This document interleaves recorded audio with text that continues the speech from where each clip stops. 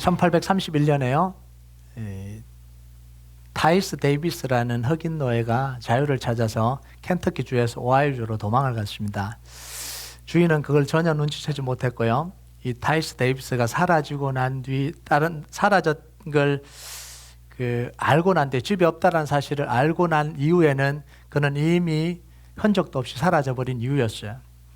그래서 이 주인이 너무 황당하고 놀라기도 하고 그래서 농담을 한 이야기가 바로 이 문장입니다. 영어로 He must have gone off an underground railroad. He must have gone off an underground railroad. 이게 뭐냐면 지하철을 타고 갔다는 이야기가 아니죠. 이때 지하철이 없었으니까. 땅속으로 갔다는 이야기도 아니고요. 한국말로 이야기를 하면 거의 뭐 땅으로 꺼져버렸다 뭐 이 표현 정도 될까요? 정말 흔적도 없이 사라져버리니까 정말 귀신처럼 사라져버렸다라는 거예요. 이때부터 아프리칸 아메리칸 노예들이 자유를 찾아서 떠난 길을 뭐라고 부르냐면 언더그라운드 레일로드라고 불러요. 1860년대 미국에 약 400만 명의 노예들이 있었다고 그래요.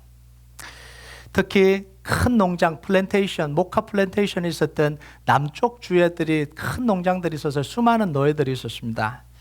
그래서 이 노예들이요, 남쪽에서 북쪽으로, 북쪽에서는 이 노예제도를 반대했거든요. 그래서 남쪽에서 북쪽으로 목숨 건 자유를 향한 이 탈출을 감행을 한 거예요. 탈출하다가 잡히면 죽도록 매를 맞았습니다. 매를 맞아서 죽기도 했고요. 그리고 잡혀오면 이 나무칼 있잖아요. 목과 이 팔에 이렇게 나무로 이렇게 막 매여서 쇠사슬을 묶어놓고 길거리에다가 막 전시시키기도 하고요. 그럼에도 불구하고 1년에 2,500명이 넘는 노예들이 끊임없이 자유를 향해서 탈출했어요. 왜냐하면 노예 생활이 죽는 것보다 더 고달팠기 때문에 그래요. 오늘 말씀을 보면요, 15절과 16절을 보면 주인에게 도망쳐 나온 노예들에 대한 명령이 나와요. 15절과 16절 같이 한번 읽어볼까요? 15절, 16절 같이 읽겠습니다. 시작. 종이 그의 주인을 피하여 내게로 도망하거든 너는 그의 주인에게 돌려주지 말고 그가 내 성읍 중에 원하는 곳을 택하는 대로 너와 함께 내 가운데 거주하게 하고 그를 압제하지 말지니라. 신명기 22장에 보면 하나님이 소유물에 대한 명령하신 게 나옵니다. 주인이 자기 물건을 잃어버리면 그걸 찾은 사람은 그 주인에게 돌려주라 이렇게 이야기를 했잖아요. 소나 낙이나 이런 걸 잃어버리면 주인에게 돌려주고 주인을 못 찾으면 집에 데리고 있다가 보호하고 있다가라도 돌려주라 이렇게 한 게 하나님의 법이었어요. 근데 오늘은 하나님이 도망친 종은 그 주인에게 돌려주지 말라 이렇게 이야기를 해요. 압제하지도 말고 위협하지도 말고 원하는 곳에 그대로 살 수 있도록 해주라 이렇게 이야기를 해요. 여러분 이게 좀 상반되는 명령 같잖아요. 잃어버린 물건은 돌려주라고 하면서 소나 나귀를 다 돌려주라고 하면서 종은 주인에게 돌려주지 말라는 거예요. 주인을 도망쳐 나온 종은 주인에게 절대로 돌려주지 마라 이렇게 이야기를 합니다. 여기에 하나님이 주시는 분명한 메시지가 있어요. 다시 말하면 사람은 절대로 물건이나 소유가 될 수 없다라는 이야기를 하는 거예요. 이게 하나님의 지금 하시는 명령이에요. 하나님이 종에 대해서 하신 분명한 명령이 3가지가 있는데요. 첫 번째는 뭐냐면 혹시나 형제가 종이 되거든, 망해서 종이 되거든 종으로 부리지 말고 품꾼이나 동거인처럼 여기라 이렇게 이야기를 해요. 종이 아니라는 거죠. 두 번째는 뭐냐면 6년 동안 열심히 봉사를 했으면 7년째는 풀어서 자유인이 되게 하라 이렇게 이야기를 해요. 그리고 세 번째는 뭐냐면 내보낼 때는 그냥 내보내지 말고 6년 동안 수고한 것에 대한 대가를 지불해서 내보내라 이렇게. 넉넉히 줘서 수고한 대로 후히 줘서 내보내라 이렇게 이야기를 했어요. 여러분 하나님의 명령대로 따르면 종들이 도망갈 이유가 없잖아요.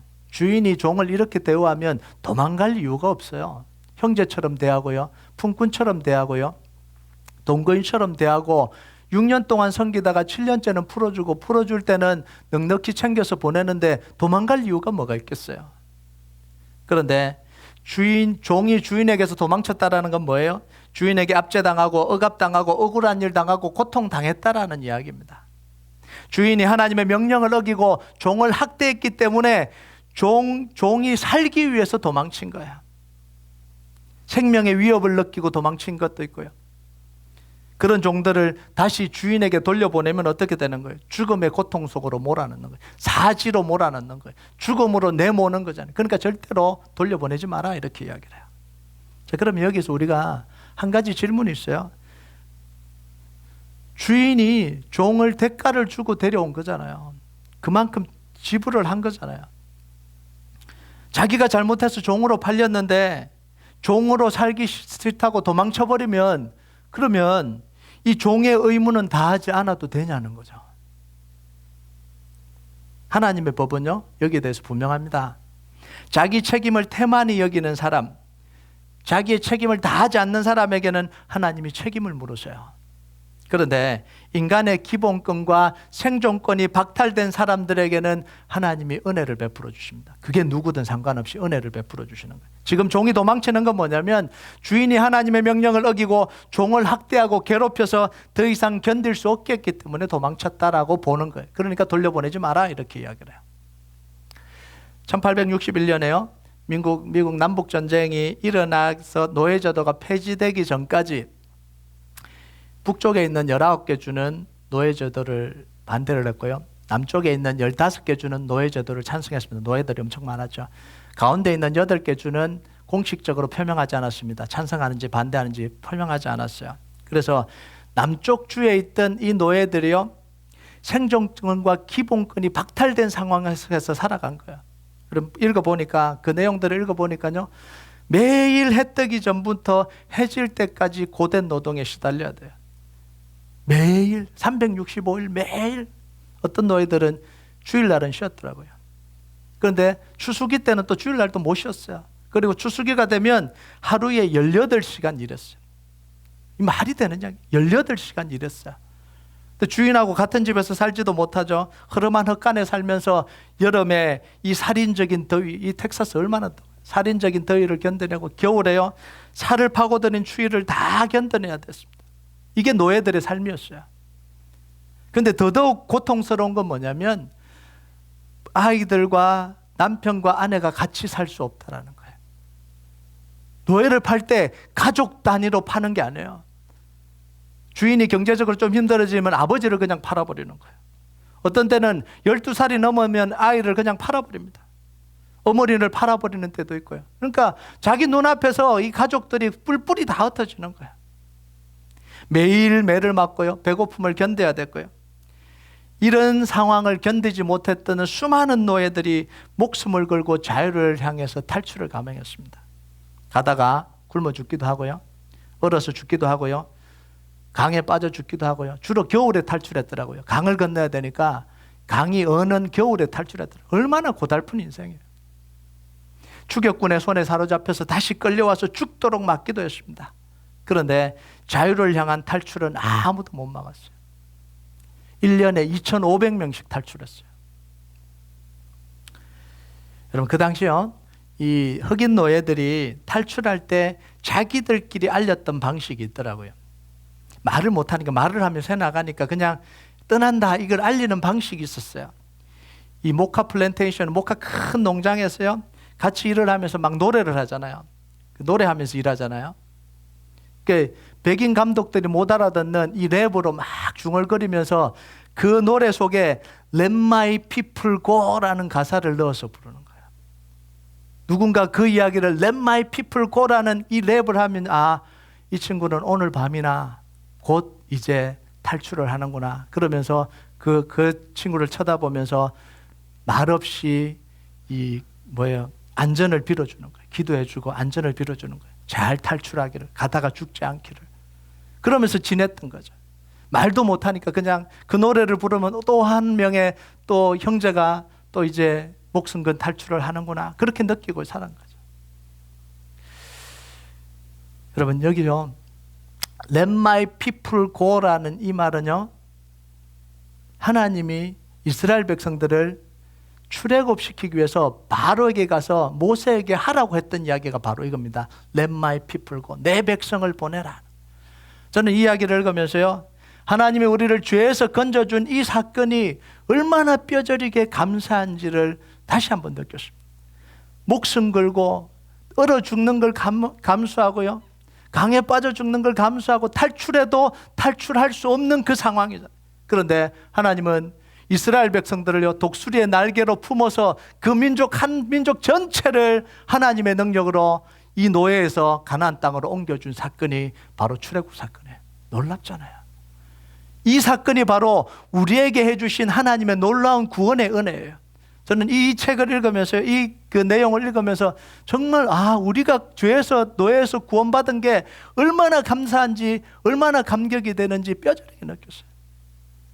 그래서 언더그라운드 레일로드, 제가 최근에 이 단어를 알았어요. 이런 뜻이었구나. 그때 깨달은 거예요. 여러분, 노예들이 탈출을 감행해도요, 성공할 확률이 굉장히 낮았습니다. 혼자 탈출하니까요. 짧게는 사우스에서 노스로 가기 위해서 걸어서 다 가야 되니까요. 뭐 마차를 타고 갈 수도 없고요. 다 걸어서 가야 돼요. 그리고 낮에는 이동할 수도 없습니다. 사람들의 눈을 피해서 가야 되는데 적어도 몇 주, 길게는 몇 달이 걸렸다 그래요. 국경을 넘고 강을 넘고 가야 되니까요. 그 추위와 배고픔을 견뎌서 살아남는다라는 건 이거 희박한 이 가능성을 가지고 있는 거예요. 사람들의 눈에도 안 띄어대죠. 추격꾼도 피해야 되죠. 그때는 추격꾼들이 엄청나게 많았습니다. 다 잡아가서 이 현상금을 받고 이랬거든요. 그런데 노예들이 이 탈출에 성공할 수 있었던 이유가 있었어요. 탈출한 노예들을 숨겨주고 재워주고 먹여주고 다음 목적지까지 갈 수 있도록 도와주는 조력자가 있었습니다. 그래서 그들을 뭐라고 불렀냐면 컨덕터라고 불렀습니다. 요즘 지휘자를 컨덕터라고 부르잖아요. 컨덕터라고 부르거나 아니면 오퍼레이터라고 부르거나 아니면 스테이션 마스터라고 불렀습니다. 자기들끼리 언어를 만든 거죠. 그들이요, 자기 집 앞에 이 랜턴 있잖아요. 손전등 랜턴을 걸어놓는 거예요. 처마에 걸어놓으면 이 집은 컨덕터의 집인 거예요. 그래서 노예들이 도망치다가 그 집으로 들어가서 쉬고 피난하고 먹을 걸 먹고 다음 스테이션으로 또 이동하는 거예요. 그래서 그 집을 스테이셔너리라고 불렀습니다. 재밌더라고요. 이 노예는 이 패신저예요. 도망가는 노예는 패신저예요. 또는 카고예요. 카고, 화물이에요. 막 그러면서 이 노예들을 살려서 보낸 거야. 랜턴을 걸어놓거나 아니면 수놓은 이불을 폴치에다가 걸어놓으면 이 집은 이 노예들을 숨겨주는 집인 거예요. 이 컨덕터 역할을 했던 사람들이 누구냐면 노예들은 아니었고요. 백인들이었습니다. 그리고 또 노예들 중에도 자유를 얻은 노예들이 그 역할을 한 거예요. 곳곳에서 그 역할을 한 거예요. 하나님의 형상으로 창조한 사람을 노예로 취급하면 안 된다고 믿었던 사람들이 그 역할을 한 거예요. 이들은 노예의 주인으로부터 비난받았습니다. 그 역할을 한다고 비난받고요. 공격받기도 했고요. 법적으로 처벌당하기도 했습니다. 그 역할을 하면서 법적으로 처벌당하기도 했는데, 그런데 그런 어려움을 다 감수하고 자기들이 믿었던 바를 끝까지 실천했습니다. 이분들의 수고 때문에 미국의 노예제도가 완전히 사라진 거예요. 물론 결정적으로 사라진 건 남북전쟁이 끝나고 난 뒤에 사라진 거지만, 이분들이 계속해서 하나님의 말씀대로 자기가 믿었던 걸 실천해 옮기면서 이 노예들이 사라져간 거예요. 여러분, 그 당시 현직 대통령도 노예를 가지고 있었고요. 전직 대통령도 노예를 가지고 있었고요. 수많은 사람들이 노예를 데리고 있었습니다. 남부에서는요, 노예들이 없으면 농장을 운영하지 못할 만큼 노예들은 당연한 거였어요. 그런데 모든 사람은 하나님의 형상으로 창조했다고 믿는 그 믿음이 스스로 노예제도를 포기하게 만든 거예요. 노예를 통해서 얻는 유익보다 하나님 말씀대로 하나님 법대로 하는 게 유익하다고 믿었던 수많은 사람들의 헌신과 고난과 포기하지 않는 노력의 결과가 미국을 만들어낸 거예요. 여러분, 그 믿음으로 전쟁을 치렀고요. 그 믿음으로 시위를 했고요. 그 믿음으로 헌신했고 그 믿음으로 박해를 견뎌냈어요. 이게 미국이었습니다. 그래서 In God we trust. 1센트짜리 페니부터 100달러짜리 그 지폐에다가 우리는 하나님을 믿습니다라고 새겨둔 이게 뭐예요? 미국의 정신입니다. 하나님의 보호하심을 믿는다라는 거예요. 하나님의 공급하심을 믿는다라는 거예요. 하나님의 도우심을 믿는다라는 거예요. 그 믿음으로 이 사람들은 살았던 거예요. 하나님을 믿는 믿음으로 살아온 거죠. 그 노예들을 통해서 수많은 이익을 얻을 수 있는데도 불구하고, 뻔히 아는데도 불구하고 하나님의 말씀에 순종했어요. 하나님 말씀대로 사는 것이 더 유익하다라고 생각해서 그 믿음대로 살았던 사람들이 바로 이 개척자들이었어요. 초창기 청교도들이었고요. 그 뿌리 위에 이 미국이 세워진 거잖아요. 여러분, 우리가요, 하나님의 말씀에 순종하고 하나님 말씀대로 사는 것은요, 우리의 노력으로 되는 게 아니에요. 행동을 강조한다고 되는 것도 아닙니다. 의무감이나 죄책감을 자극한다고 되는 게 아니에요. 하나님을 믿는 믿음 때문에 가능한 거예요. 하나님이 공급해 주신다라는 걸 믿는 믿음 때문에 가능한 거예요. 하나님이 도와주신다는 믿음 때문에 가능한 거예요. 하나님 말씀대로 살면 손해보는 게 아니라 하나님이 다 책임지신다는 그 믿음 때문에 이분들이 이렇게 선택을 한 거, 우리가 그렇게 선택하고 살아가는 거잖아요. 여러분, 하나님이 시내산에서 이스라엘 백성들에게 율법을 주실 때요, 뭘 했냐면 율법을 주시면서 지키라고 이렇게 먼저 명령하신 게 아니라 그 율법을 주시기 전에 먼저 하신 행동이 있어요. 먼저 하신 말이 있어요. 그게 뭐냐면 출애굽기 19장 4절과 5절입니다. 같이 한번 읽어볼까요? 같이 읽겠습니다. 시작. 내가 애굽 사람에게 어떻게 행하였음과 내가 어떻게 독수리 날개로 너희를 업어 내게로 인도하였음을 너희가 보았느니라. 세계가 다 내게 속하였나니 너희가 내 말을 잘 듣고 내 언약을 지키면 너희는 모든 민족 중에 내 소유가 되겠고. 지금 하나님 뭐 하시는 거예요? 너희들이 내가 바로에게 10가지 재앙을 내리면서 바로를 어떻게 굴복시켰는지 다 받지 않냐라는 거예요. 애굽 땅에서 시내산까지 올 때까지 약 한 달 동안 홍해를 건너고 사막에서 길을 내고 하늘에서 만나가 내리고 반석에서 물이 나오게 하는 걸 다 받지 않냐라는 거예요. 내가 공급해 주고 돕고 돌보는 걸 너희들이 다 받지 않냐는 거예요. 세계가 다 나에게 속하였다. 내가 뭘 못하겠냐? 나를 믿으라는 거예요. 그리고 이 언약의 말씀을 준행하라 이렇게 이야기해요. 순종하라 이렇게 이야기한 거예요. 여러분, 하나님의 통치, 하나님의 다스림, 하나님의 공급하심과 도우심을 믿는 사람들이 말씀대로 살 수 있는 거예요. 노력하는 사람들이 말씀대로 살 수 있는 게 아니에요. 의무감을 가진 사람들이 말씀대로 사는 게 아닙니다. 하나님의 공급하심과 도우심을 믿는 사람들이 말씀대로 사는 거예요. 행동이 먼저가 아니라 믿음이 먼저입니다.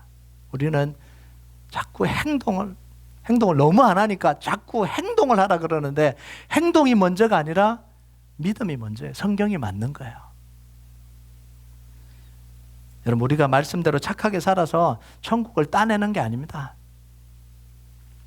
벌 받는 것이 두려워서 말씀을 지키고 사는 게 아니에요. 하나님의 공급하심과 도우심을 믿으니까 말씀대로 사는 것이 더 유익한 걸 믿으니까 말씀대로 사는 거예요. 여러분, 이게 우리 신앙이에요. 그냥 크리스찬이니까 이렇게 살아야 돼 의무가 아니라고요.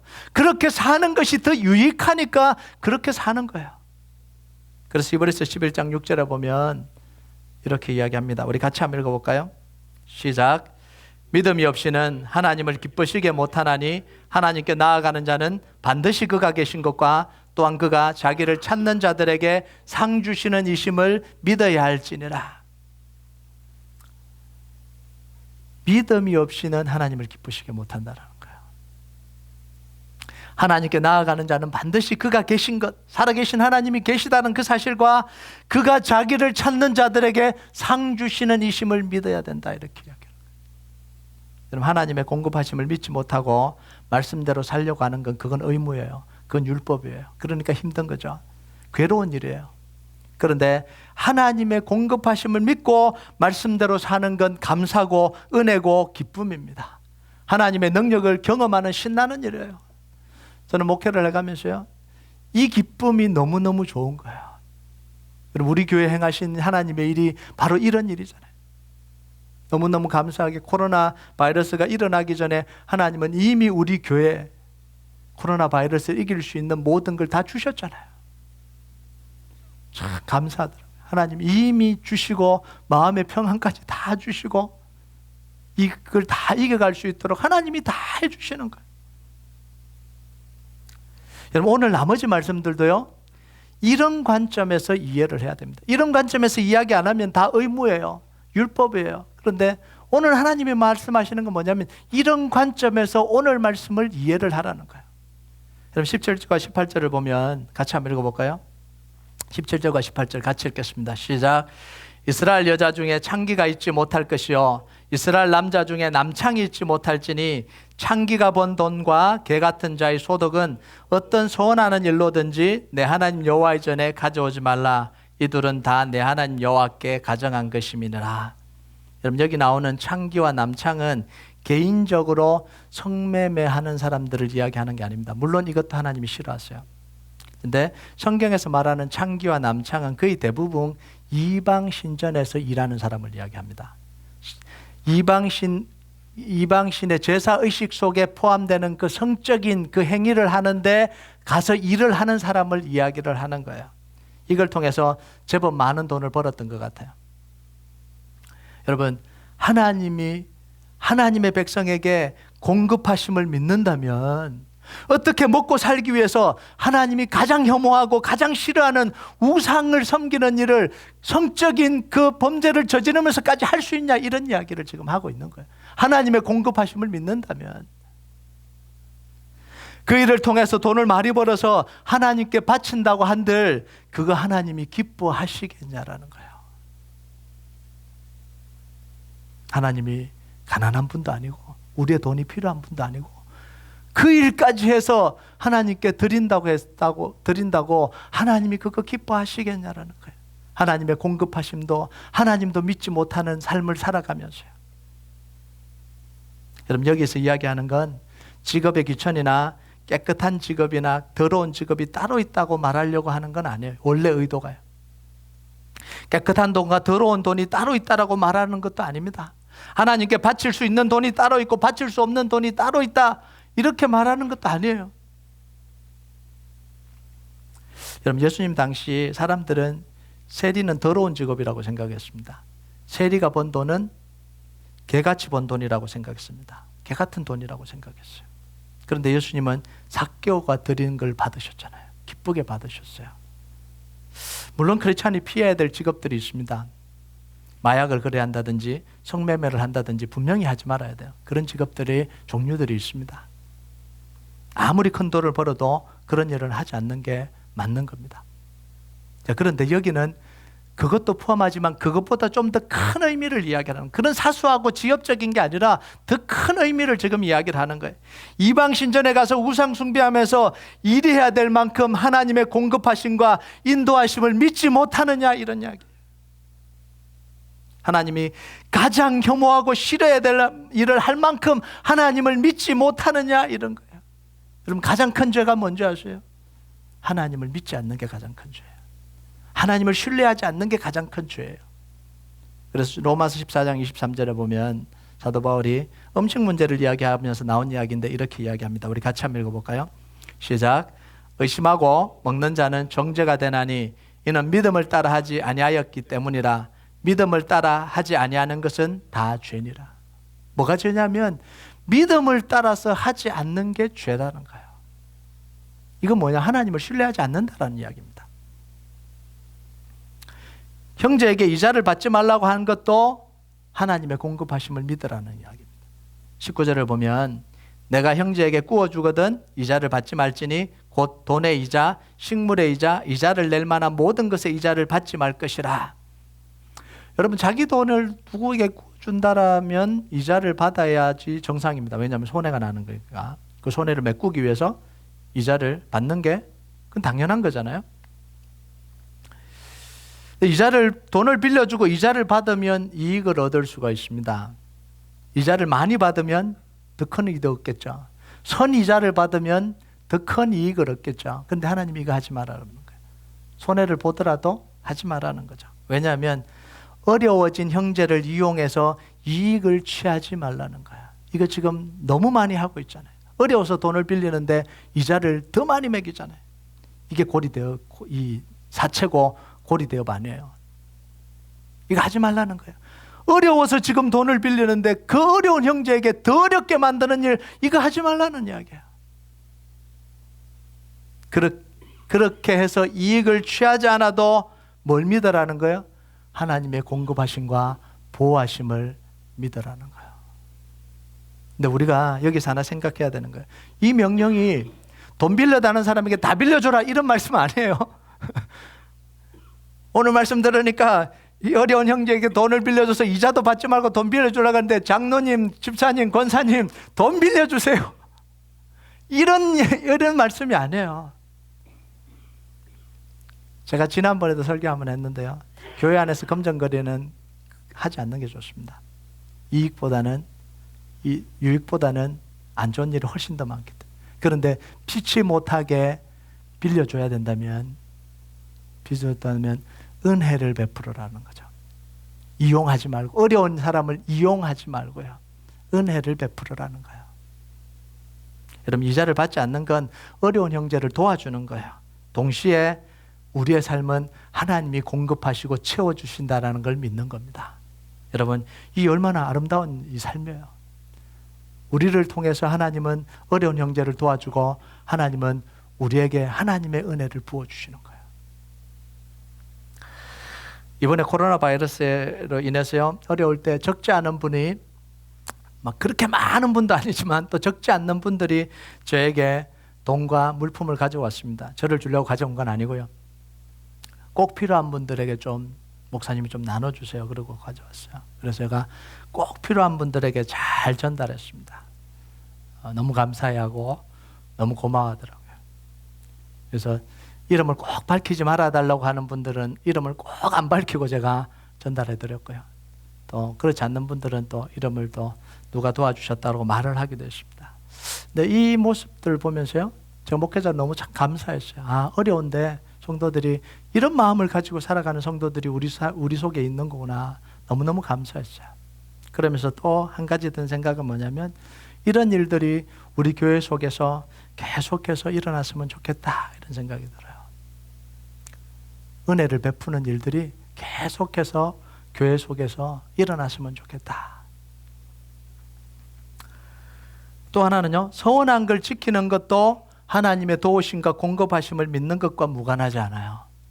21절을 보면, 내 하나님 여호와께 서원하거든 갚기를 더디하지 말라. 내 하나님 여호와께서 반드시 그것을 내게 요구하시리니 더디면 그것이 내게 죄가 될 것이라. 여러분, 보통 서원은 하나님이 시켜서 하는 거 아닙니다. 자기 스스로 자발적으로 하는 거예요. 그런데 이것도 하나님의 공급하심과 도우심을 믿는 데서 오는 거예요. 여러분, 왜 소원을 하죠? 하나님께 받은 은혜가 있기 때문에 소원을 하잖아요.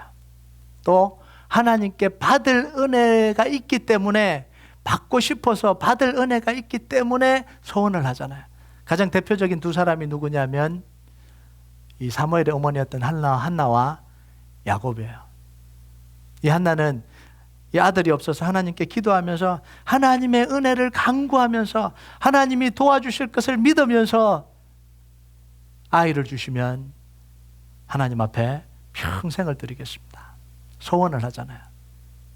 이 야곱은요, 하나님께 은혜를 받았기 때문에 소원을 해요. 다 지쳐서 이 베델에서 쓰러져서 잠자고 있을 때 하나님이 나타나서 일방적으로 축복해 주시잖아요. 네가 가는 길에 내가 너를 지키고 돌아올 때까지 내가 너를 떠나지 않을 것이다. 너는 반드시 이 땅으로 돌아오게 할 것이다. 그 은혜를 받고 난 뒤에 이 야곱이 서원을 하잖아요. 하나님, 저를 돌아오게 하시면 이 돌이 하나님의 성전이 되고 내가 소득의 10분의 1을 하나님께 드리겠습니다. 이게 뭐예요? 하나님의 공급하심을 믿기 때문에 하는 거예요.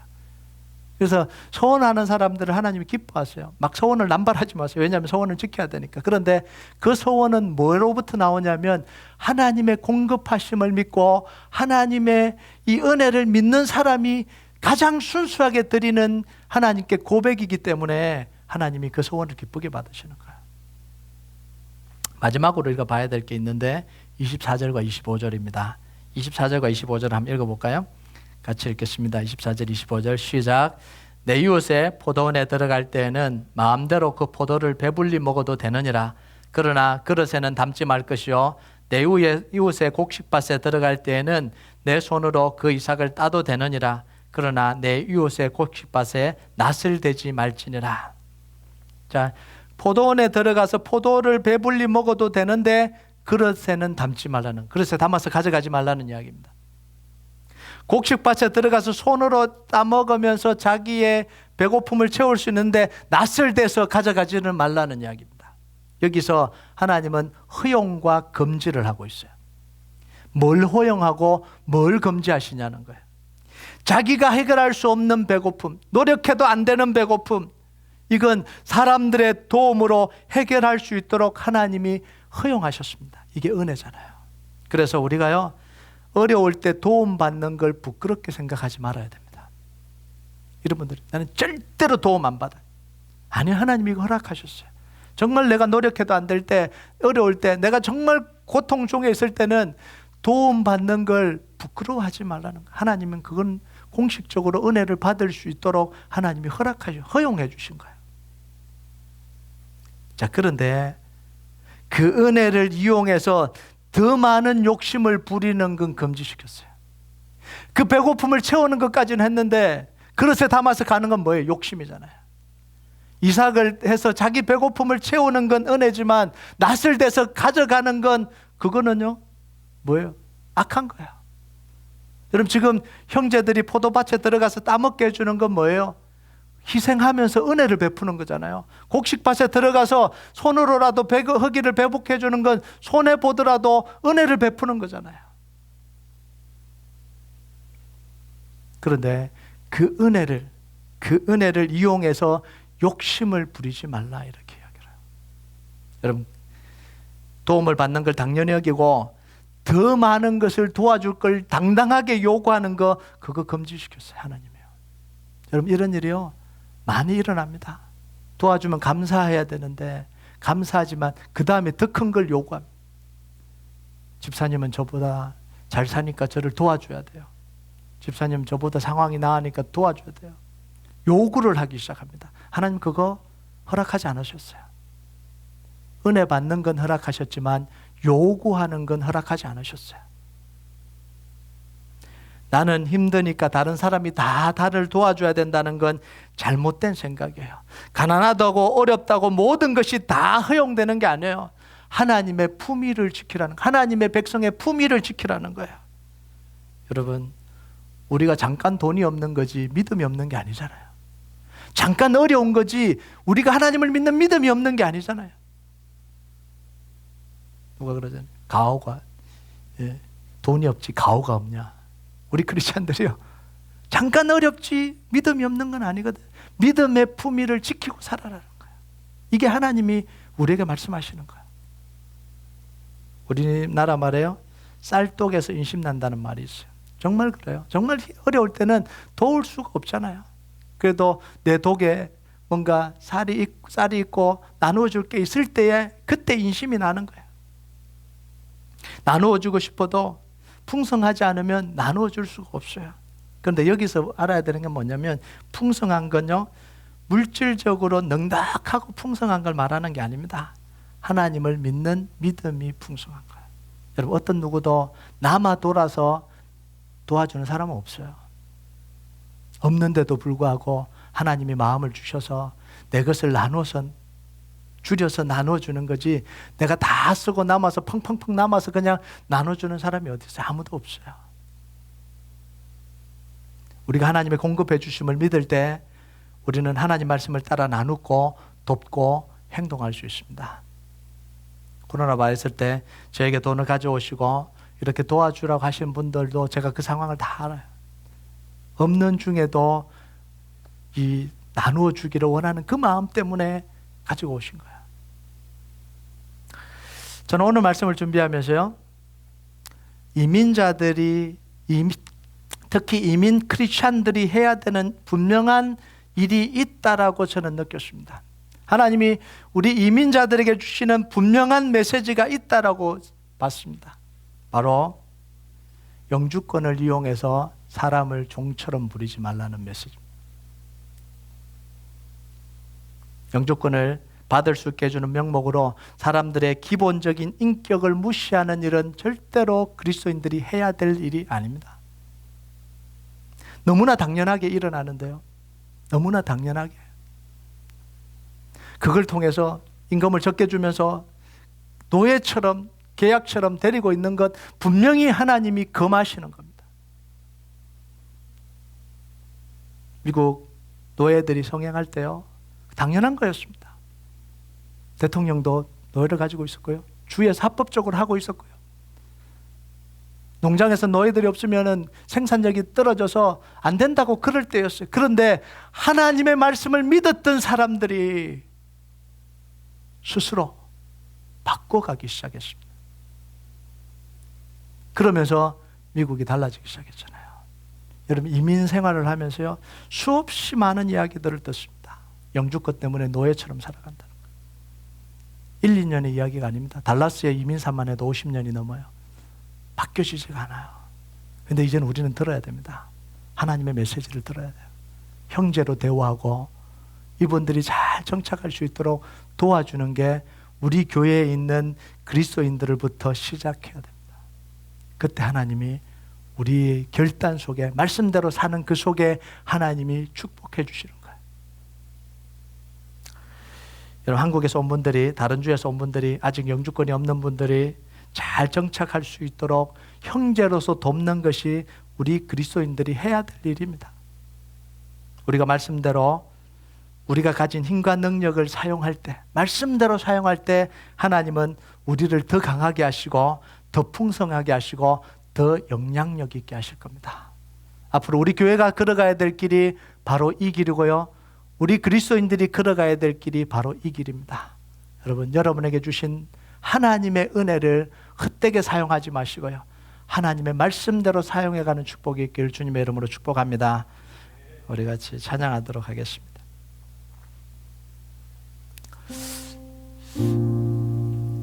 찬양 하나님 앞에 좀 올려드렸으면 좋겠는데요,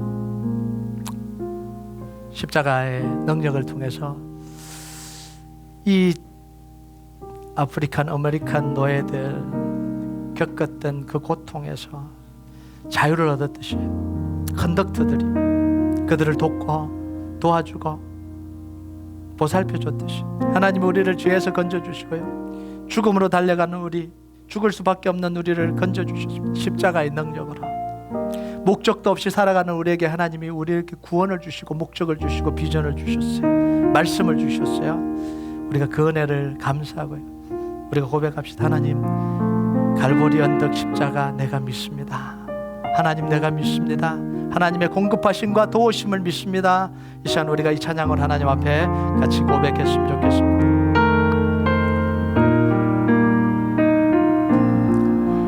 목적도 없이 나는 방황했네. 소망도 없이 살았네. 소망도